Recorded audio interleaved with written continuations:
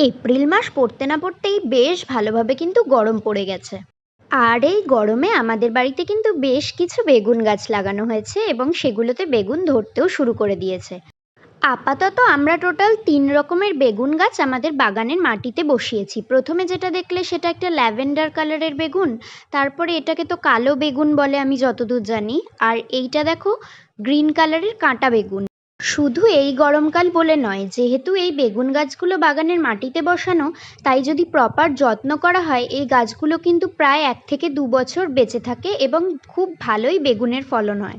যাই বলো না কেন, নিজেদের বাগান থেকে টাটকা সবজি তোলার কিন্তু মজাই আলাদা। আর বেগুন তো আমি এমনিতেই খুব ভালোবাসি। এখানে দেখো টোটাল ৩ রকমের বেগুন আর কিছু টমেটো হারভেস্ট করা হয়েছে। আর ভিডিও করার জন্য আমি এই বেগুনগুলোকে আবার সুন্দরভাবে সাজিয়েও রেখেছি।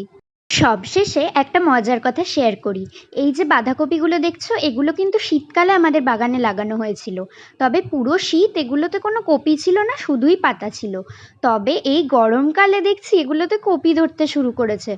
মনে হচ্ছে এবার বৈশাখ মাসে আমরা বাঁধাকপি খেতে পারবো। একটু লেট হয়েছে ঠিকই, তবে ওরা কিন্তু আমাদের নিরাশ করেনি। তোমরা গরমে এবার কি কি সবজি লাগাচ্ছ কমেন্ট করে জানিও। আজকে আসছি, টাটা।